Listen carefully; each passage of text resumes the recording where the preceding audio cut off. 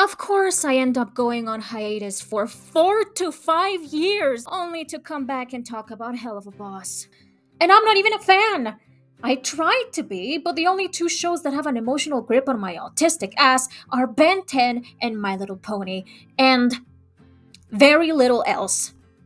The music of Hell of a Boss is good, I'll give them that. What was this video about again? Oh yeah, defending the kid that everybody loves to shit on in this show because what exactly? She's cock blocking the gay ship, hey Brandon?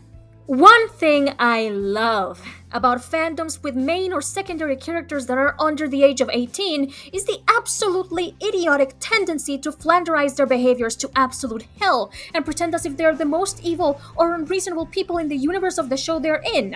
It really sells you on their fanbase's ability for critical thinking and media analysis, doesn't it?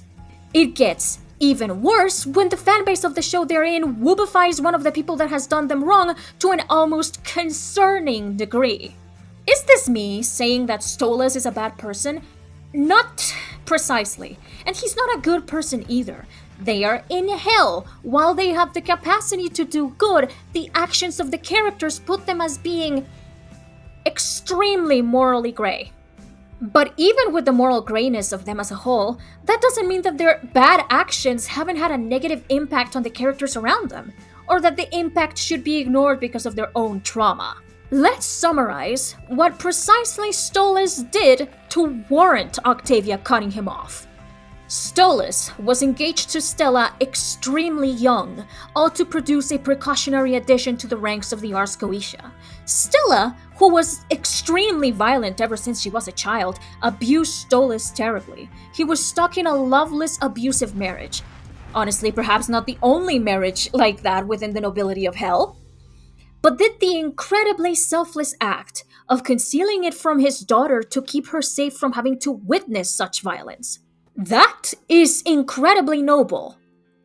But Stolas keeps it a secret from Octavia until she's nearly reaching very early adulthood. Nearly. And then he cheats on her mother, for what Octavia must be only assuming is no good reason whatsoever because Stolas never tells her the reason. She's still a child, legally and in many ways mentally and physically, but still at her age, she would be able to understand the explanations on why her mother is suddenly so hateful and abusive towards her father openly. Stolas' first mistake is twofold. He never told Octavia the truth, and he no longer cared about shielding her from witnessing Stella's abuse. And before anyone says, she should have come to the conclusion herself from seeing what a bitch Stella is, I reiterate that this is hell. Abuse, violence, and general asshole behavior are extremely normalized within the culture of the Seven Rings. Hell, even those that call out Blitz for using that as an excuse for his asshole toxic behavior engage in similar behavior as well. None of them are safe from that. Not even Octavia. She surely thought that her mother just being a little mean sometimes was normal because, well, everyone is like that to some degree. And upon Stolas cheating on Stella with seemingly no good reason, even though she clearly doesn't like to witness it and actively drowns it out, disassociating from the situation even, part of her doesn't really care that her mother is lashing out at her father. And let's be honest, even in real life, reactions to being cheated on are many times equally as bad as Stella's. Doesn't justify it, but shows it isn't abnormal. Because in this context, where Stolas, as the adult in the situation by the way, hasn't told her the truth about his relationship with Stella, he comes off as the bad guy. The one in the wrong. The one that decided to wreck his own home for his own selfish reasons. And the one at fault for Octavia perceiving him that way is ultimately Stolas, because he cared about how seeing Stella abuse him would negatively impact Octavia, but never once thought that maybe his daughter believing he selfishly cheated on his wife for nothing might impact her negatively as well. And before Mastermind, he potentially had months to do so too, months in which he did not explain things to Octavia even once. Not even in Lululand, by the way, he actively avoids the question. I am not saying that speaking on these types of things isn't difficult, only that Stolas had a lot of time to figure it out and he didn't. Stolas's second mistake. Octavia was rarely his actual priority. Yeah, I am going to say it. Stolas can care deeply for Octavia, but it is rare to see him actively prioritize his daughter. Semi-recently, at least.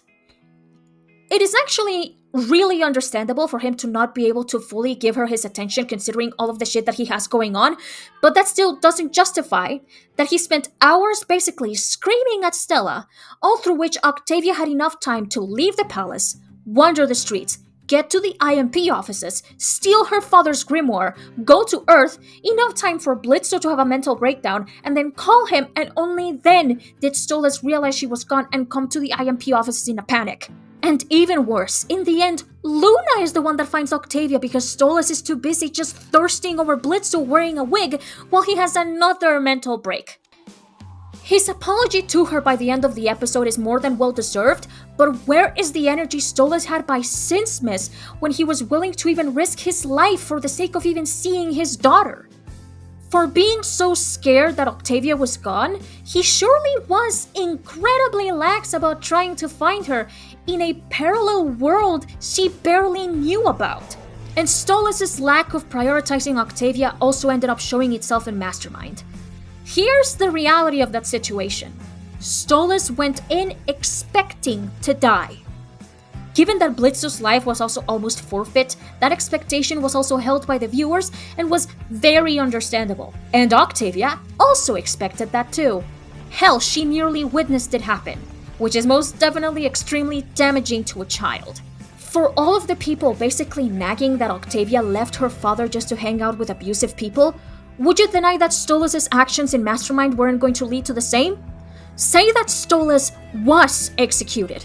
It is noble because he is saving the life of an innocent man, but he would have doomed his daughter to live the same life he lived. Perhaps even worse. And he never once thought about Octavia, thought about how he was potentially leaving her to suffer for the rest of her life all on her own, until it turned out that he wasn't going to get executed. And still, Stolas is legally out of her life for 100 years.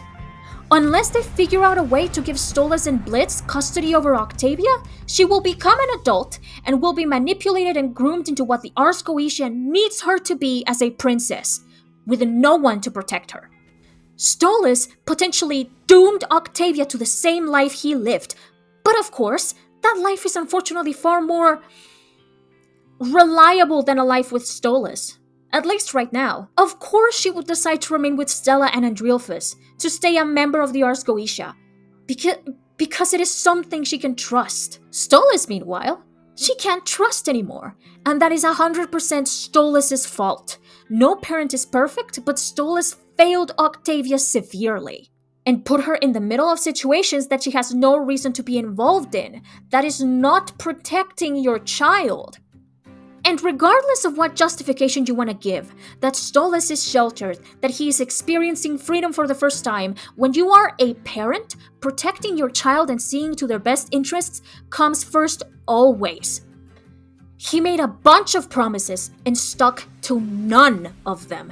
And yet even through all of that, Octavia went above and beyond to help him, when she shouldn't have helped him with his very adult problems. When you get into a situation where your still very young child has to protect you, that's when you should know that you failed them.